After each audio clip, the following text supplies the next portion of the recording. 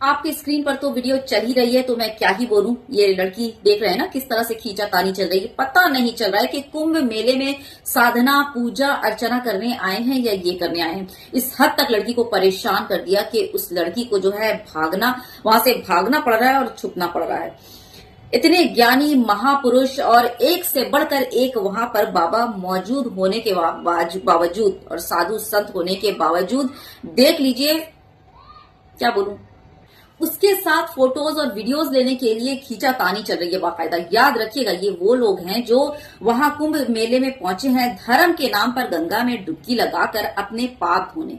लेकिन इतनी भी इन्हें सिविक सेंस नहीं है, इतनी भी इन्हें तमीज नहीं है कि एक लड़की के साथ किस तरह से सलूक किया जाता है। बिल्कुल चिमगादड़ और गिद्ध की तरह उसे नोचने खसोटने में, उसे खींचातानी करने में लगे कि उस लड़की को जो है वहां से भागना पड़ रहा है। रिपोर्ट के मुताबिक आपको ये बता रही हूँ, ये पता चला है कि इन चिमगादड़ों की वजह से, इन छिचोरों की वजह से उस लड़की के फादर ने उसे उसके घर भेज दिया, उसे अपने घर भेज दिया। और बहुत ही अच्छा किया, वरना ये गीत तो नोच ही खाते। धर्म का जो है वो काम करने आए हैं और बहुत ही, जबकि 144 वर्षों के बाद एक बार ये आता है मेला, उस पर ये हाल है।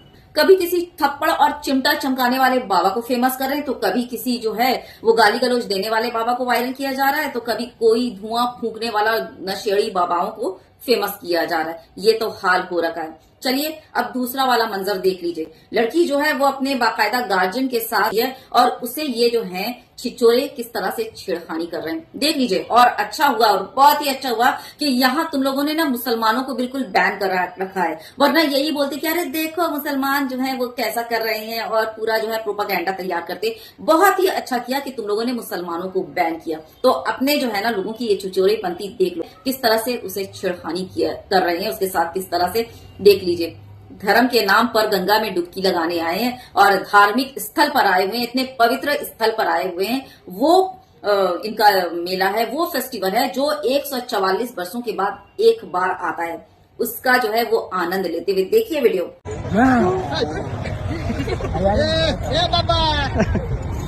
कंट्रोल में मजाक कर रहा हूँ, पूरा कर रहा हूँ मजाक, क्या फिर मैं पूरा मजाक करता रहा। पूरा चट्टी करो दूंगा।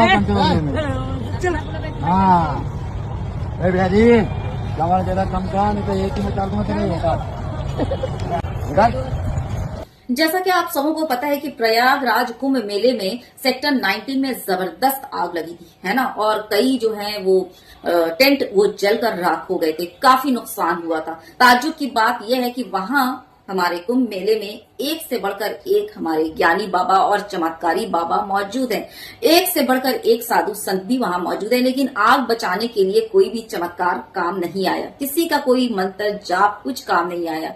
आग बुझाने के लिए कौन आया? फायर फाइटर्स और फायर ब्रिगेड ही आए और उन्होंने ही आग पर काबू पाया और आग बुझाने में कामयाब हुए।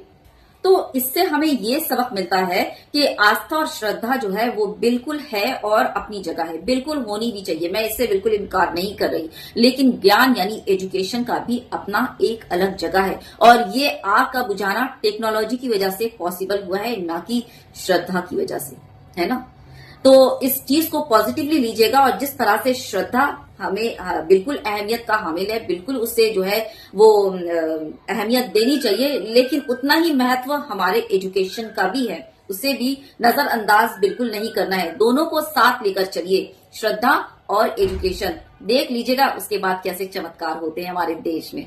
और मेरा ये कहने का मतलब बिल्कुल ये नहीं है कि धर्म को बिल्कुल परे कर दो, नहीं, धर्म भी जरूरी है, लेकिन धर्म का मुद्दा बनाना जरूरी नहीं है। धर्म को आप अपने हिसाब से प्रैक्टिस कीजिए, लेकिन धर्म को किसी चीज के ऊपर मुद्दा बनाकर किसी चीज के ऊपर कर देना और उस पर जो है वो पॉलिटिकल खेल खेलना, पॉलिटिकल गेम खेलना, नफरत फैलाना, इस चीज से परेशानी और सभी को परेशानी है। तो आपकी क्या राय इस बारे में जरूर बताइएगा कि धार्मिक मुद्दा, ध्यान दीजिएगा मेरी बात पे, मैंने कहा धार्मिक मुद्दा ना कि धर्म, ठीक ना, वो जरूरी है ज्यादा या फिर एजुकेशन। जरूर अपनी राय कमेंट बॉक्स में दीजिएगा। अल्लाह हाफिज।